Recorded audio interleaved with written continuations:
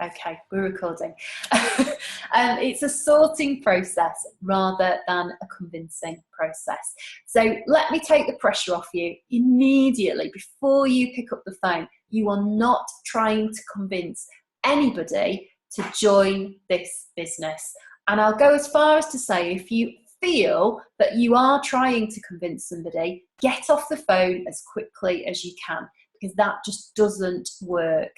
And I've been there myself. It's kind of a natural thing that you sometimes, when you're quite inexperienced, you can start to feel a bit desperate, and we're going to talk a bit more about that actually. But you are certainly not trying to convince anybody. You are sorting through people by speaking to them on the phone to find out who is serious and who is not. Who can you work with and who do you not want to work with? So you are filtering, you're filtering your leads. You are finding out who is just querying the information, who's wasting your time, and who's seriously looking for an opportunity. So you will develop a posture as such, so that you don't feel that you are the person who needs something from that person that you're talking to. Your posture should be that you are sorting through the numbers that you've got in front of you. So serious people on one side and not serious people on the other side. And then we focus on the serious people. So all you're doing, your posture is you wanting to talk to them to find out which pile their number is going on. I hope that makes sense. That's the aim of the initial call. You remember that you're looking for people that are like you, okay? You don't want every Tom, Dick or Harry joining your team. You might feel like that when you very first start, but I'll tell you something. Once you've had a few of those Tom, Dicks and Harrys joining your business, you will quickly start to realise that you don't just want anybody to join. You are looking for people who are like you. You joined the business because you had some dreams for the future, you had some clear goals, you were excited, you wanted to do something that was going to give you a better future, or whatever the reason was that you joined. You're looking for people who are similar to you, open-minded and genuinely looking for something. And always be asking that question.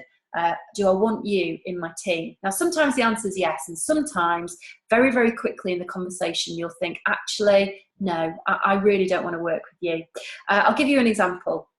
I'm a big one for attitude, because I believe that anyone with the right attitude can learn anything. So I know if I'm speaking to somebody who I can tell has a nice attitude, I can teach them absolutely everything that they need to know, because they'll be willing to learn and they'll have an open attitude to it.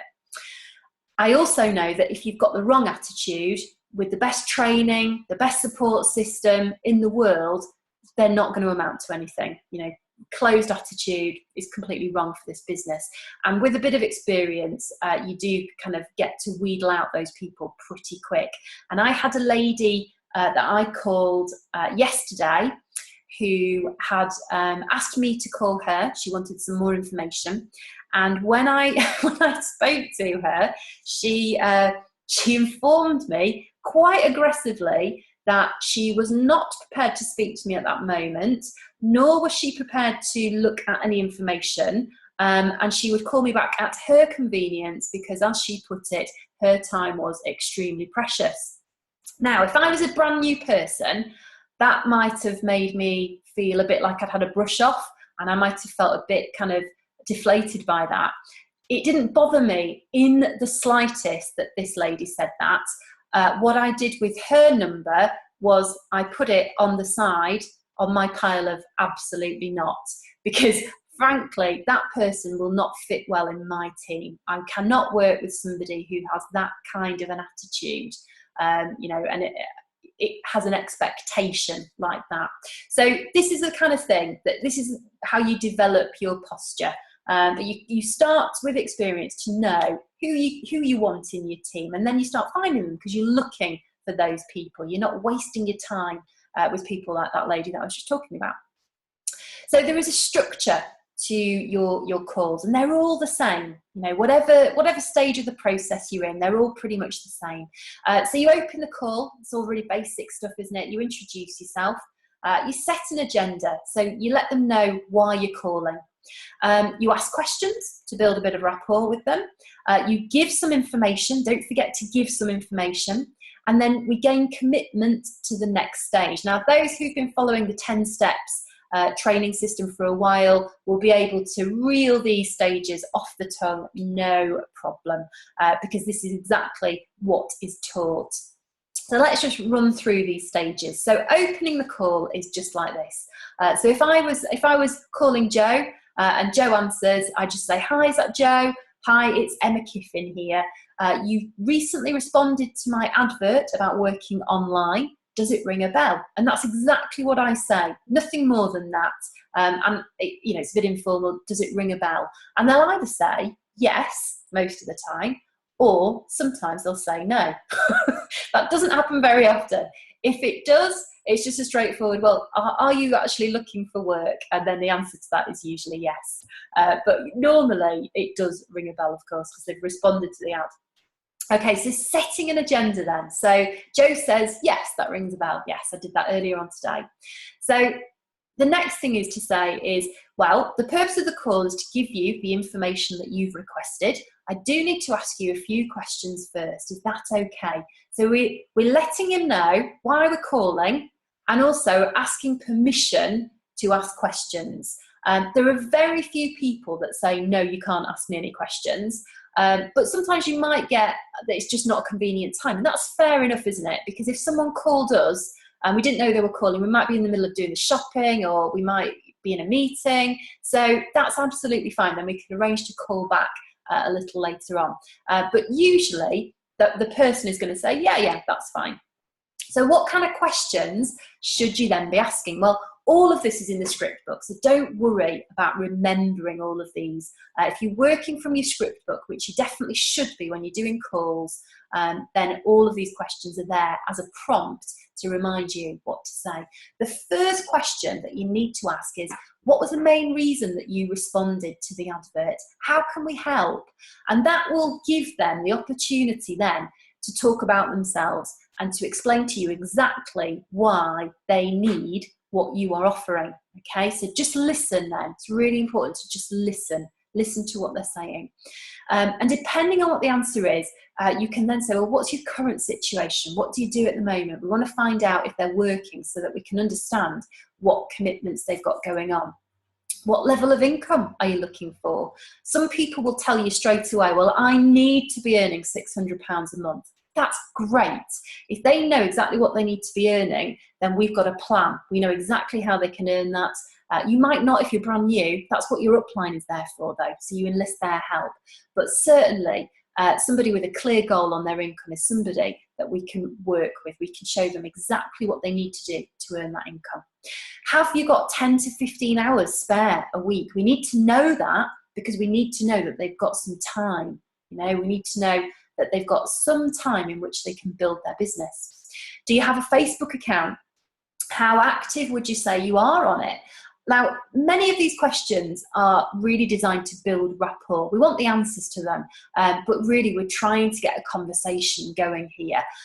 Facebook it's not an absolute kind of deal breaker if they're not on Facebook. But I always ask this question because I want to know if they're going to be able to kind of get stuck into the team support group. And if they're not on Facebook, then when I talk to them about joining, I'll ask them to set up a Facebook account purely so that they can benefit from the support. And certainly, if they're not on Facebook, we can't kind of talk to them about working on Facebook, because that's only going to work if they're on it. But look out for self-confessed Facebook addicts, because some people will give you a bit of a laugh.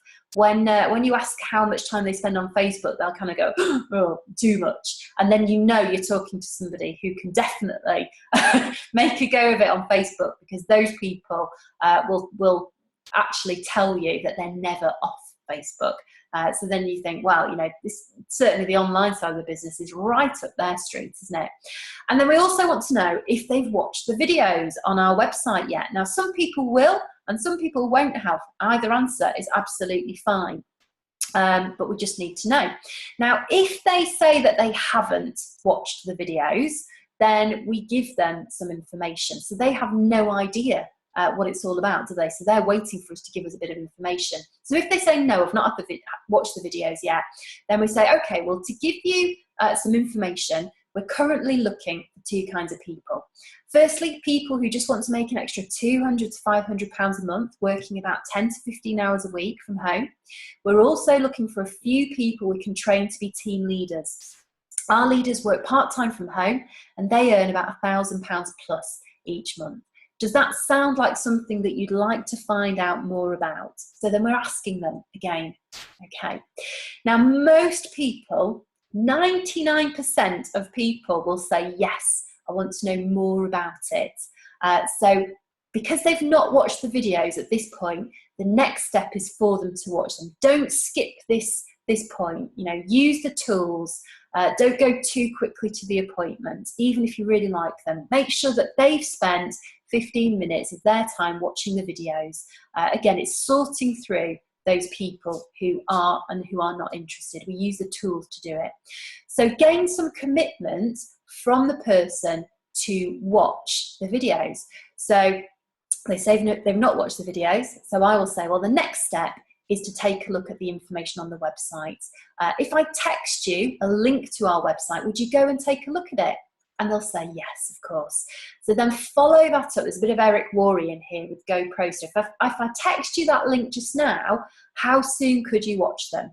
So we're gaining commitment. They're more likely to watch the videos if they told us that they're going to watch them now or they're going to watch them before 5 o'clock. So we're trying to understand when they will have the time. And more importantly, they're thinking about when they'll have the time to watch them. Okay.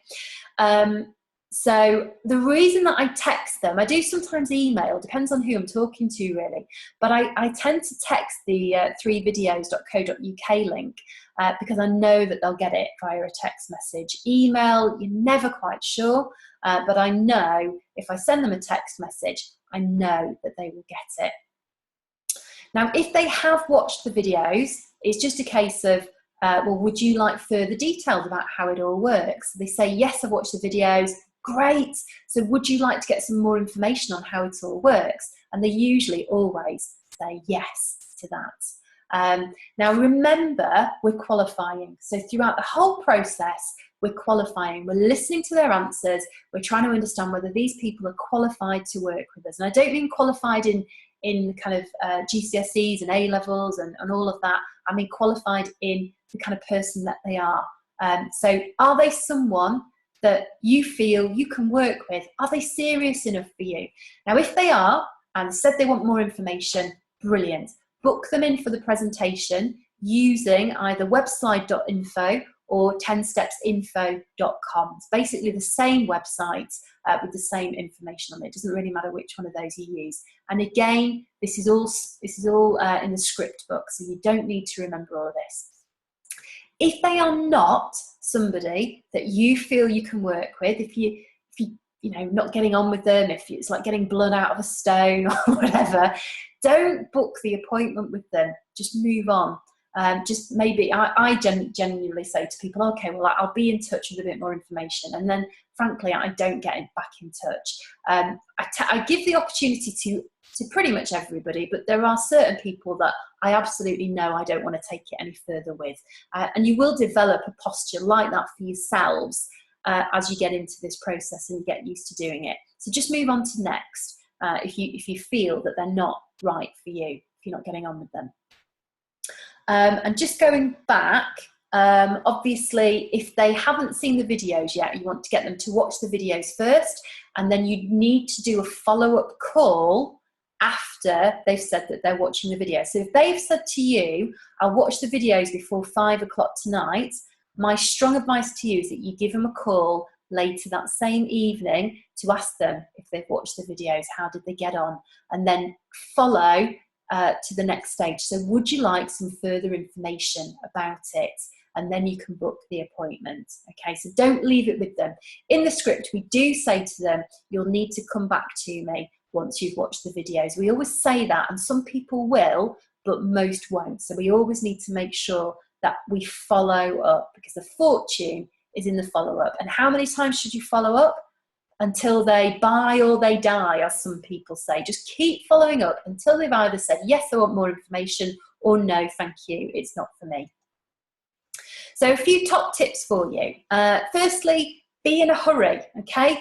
You don't need to have 2 hours set aside to make your calls. Some people think you do. You honestly don't. You need to be in a hurry. So make your calls while you're on the way to pick up the kids from school, while you've got 5 minutes and you're sat outside waiting for them in the car. Pick up your phone and make the calls then. People will know. If you're in a hurry, people will sense that, and they won't waste your time. And they won't try and ask you lots of questions that you can't answer if you're brand new. They will sense that you are in a hurry, and they will value your time. So be in a hurry. Even if you're not, sound like you're in a hurry. I've only got a few minutes just now, that sort of thing. Avoid scarcity mentality, okay? This is where you don't have enough people to speak to. Scarcity mentality. You're pinning all of your hopes on the 5 people that you've got to speak to today. You're hoping that one of those people is going to be the person that signs into your business, because you've only got 5 people, so your options are limited. This is why you have to absolutely nail step 4 of the 10 steps. Know your numbers. We talk about the need to be working with 50 leads on a weekly basis. That keeps you busy enough so that you always have that next person to speak to. And again, people pick up on that vibe. If you have only a few people to call, even though you don't realise it, that kind of desperation almost comes across, and you'll find yourself getting frustrated with people who don't see what you see, who aren't committed like you are, who you sense are messing around, wasting your time. You will start to become frustrated, and that is sensed by the people that you're speaking to. Also, you can become a little bit kind of bad-tempered on the phone. So if you nail step 4 so that you have the right number of leads coming in, and it is just a system like everything else, it's 50 leads a week. Now, it's easy to generate 50 leads a week, even just from Facebook. It really is. So you can do that absolutely for free. If you haven't got to the point where you've got enough profit coming in to reinvest, you can generate those leads for free. But nail step 4. That will enable you to deal with the telephone process far more efficiently, and you will sort through those people really, really quickly and really effectively if you've nailed that 50 number. Now, practice makes perfect, honestly. So don't expect to be amazing on your first day of picking up the phone. It takes time. It's like everything else, you know. Rome wasn't built in a day, and your network marketing business will not be built in a day. It's unlikely that you're going to sponsor your first superstar on that first day, but who knows, you might. So you've got to pick up the phone. You've got to start somewhere.